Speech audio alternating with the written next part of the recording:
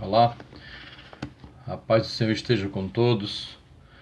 Hoje nós teremos a nossa 14ª aula, a primeira parte dessa 14ª aula que vamos tratar da cura do paralítico, Mateus capítulo 9, do versículo 1 até o 8. Nós vemos que esse capítulo, o capítulo 9, ele é um capítulo em que foram narradas várias acusações contra Jesus por parte dos escribas e dos fariseus.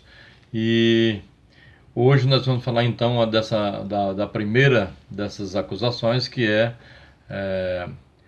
a cura do paralítico, em que Jesus é acusado de blasfêmia por alguns escribas que se encontravam ali no local. Então vamos ler o texto, né? Mateus 9, versículo 1 até o versículo 8. Entrando Jesus num barco, passou para o outro lado e foi para a sua própria cidade.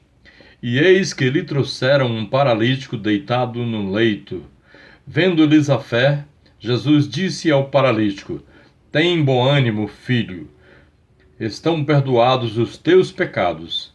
Mas alguns escribas diziam consigo: Este blasfema.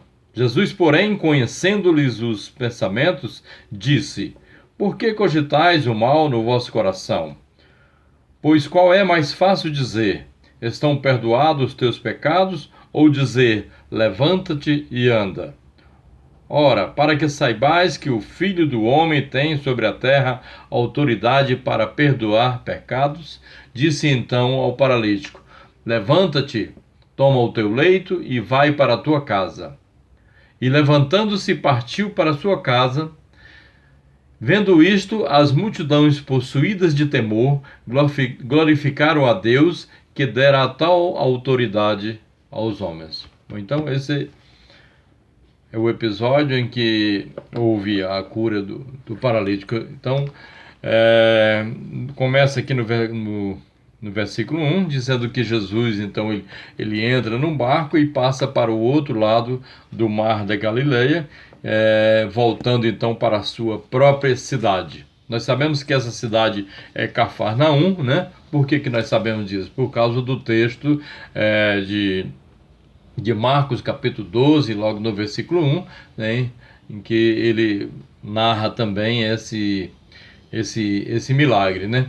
Então o texto nos diz que lhe trouxeram então um paralítico para ser curado. Essa passagem ela nos mostra não somente a fé do paralítico, mas também a fé daqueles que levaram o paralítico, né, até Jesus, nos ensinando, nos dando aí um exemplo de que nós podemos exercer a nossa fé em benefício de outras pessoas, em benefício do nosso próximo, né? Mesmo que naquela pessoa em que nós estamos intercedendo por ela, mesmo que não ache fé, não se ache fé naquela pessoa. Então é bem possível que o paralítico ele fosse uma pessoa já desesperançada e que já não acreditasse mais na sua cura, né? Mas o que acontece? Pela compaixão de Jesus e a fé daquelas pessoas que levaram o paralítico até Jesus, né?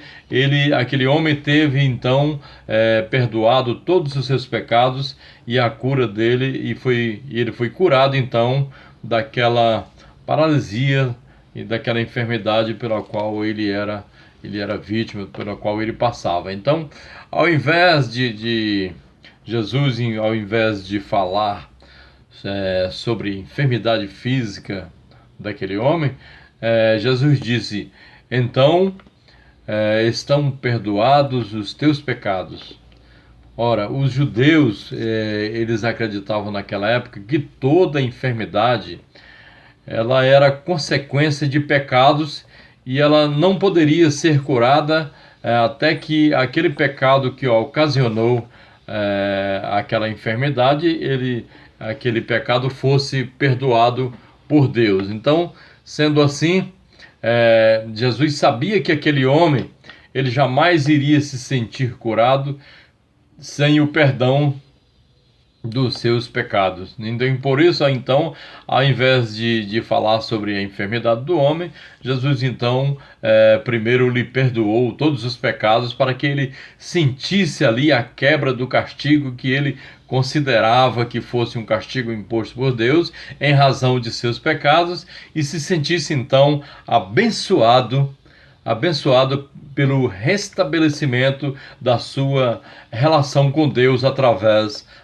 do perdão. Então, os escribas, ao ouvirem isso, então Jesus perdoar os pecados daquele homem, eles o acusaram de blasfêmias, pois eles acreditavam que somente Deus pode perdoar pecados. Ainda podemos ver isso também, testificar, lá em Marcos, no capítulo 2 de Marcos, que nós já falamos anteriormente, lá no versículo 7.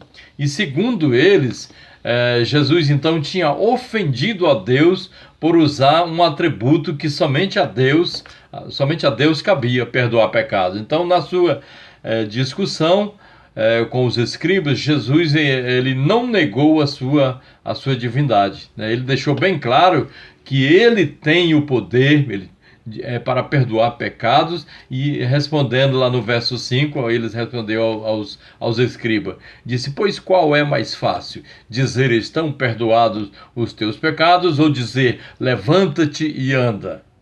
Então é interessante notar que os escribas, prestar bem atenção, que os escribas eles não acusaram Jesus diretamente em voz alta, né? Nós vemos, de acordo com o texto, o texto nos fala que Jesus, conhecendo os pensamentos dos escribas, eles então os interpelou, né? Então Jesus conhecia o pensamento deles, ele não ouviu eles dizerem em voz alta.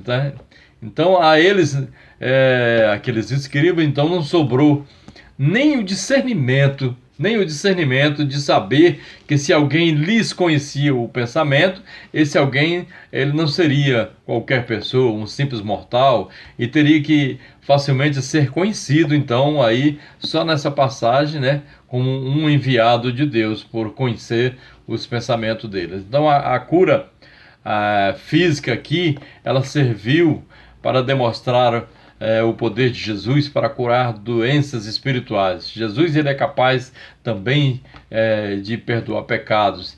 E mais uma vez faltou então a sabedoria por parte dos escribas, né? Pois se nós recordarmos, né, que eles acreditavam piamente que alguém só poderia ser curado de sua enfermidade se fosse perdoado os seus pecados. Então, ao Jesus dizer ao paralítico: levanta-te, toma o teu leito e vai para a tua casa, né, e ser prontamente então atendido, né, pelo paralítico, ele deu aí uma prova irrefutável, né, aos escribas de que os pecados daquele homem já haviam sido perdoados, né? Então,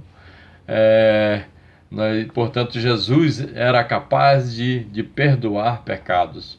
Eles tinham que discernir isso, já que o homem foi curado.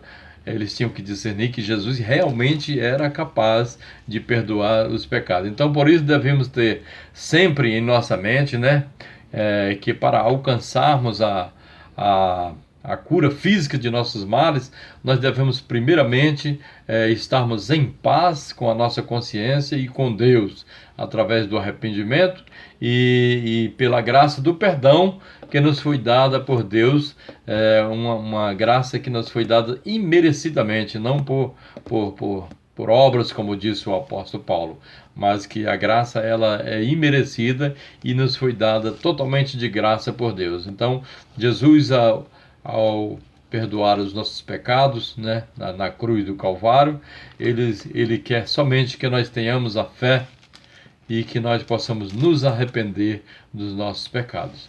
Bom, então foi essa a primeira parte da 14ª aula. Semana que vem nós falaremos então a segunda parte, né, que é sobre a vocação de Mateus, e também Jesus come com os pecadores, né, que Jesus vai ao almoço, né, na casa de Mateus, com os pecadores. Então, por hoje é só. Que Deus abençoe a todos. A semana que vem nós estaremos aqui com a palavra de Deus para que a verdade seja conhecida e esclarecida por todos. Deus abençoe a todos, em nome de Jesus.